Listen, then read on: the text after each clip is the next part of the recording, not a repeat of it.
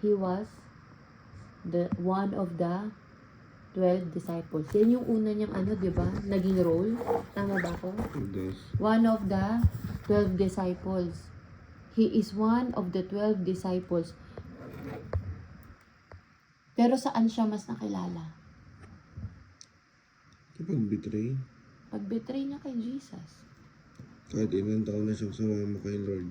Yes. 3 years silang magkasama ni Jesus. Pero, nakilala ba siya? Nakilala siya as disciple of Jesus, one of the disciple of Jesus, pero he is more famous with his betrayal. And because of why? Because of why? Just because of 30 silver coin. Pinagpalit niya yung image of being a disciple of God to being a betrayer just because of a 30 silver coin. We cannot do that. We are right now rooted in the Lord. Hindi natin pwedeng ipagpalit yun para sa ibang image. Dahil lang sa mali nating desisyon ngayong araw. That's why our decision matters.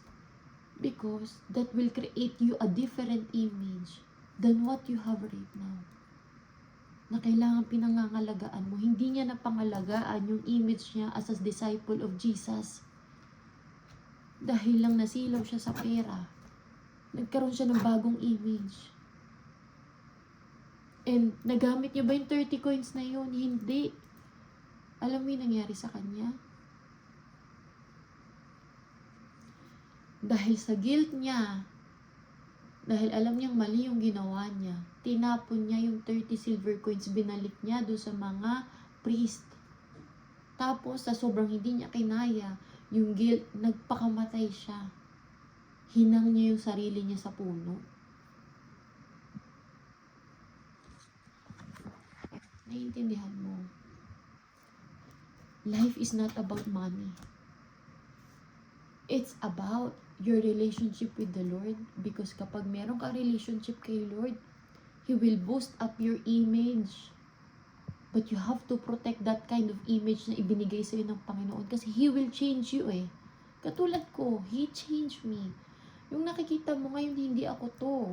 Alam mo yan. Ikaw makakapag-testify niyan.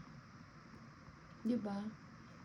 He will change your image. But you have to protect that image too. Because that image, the Lord wants you to protect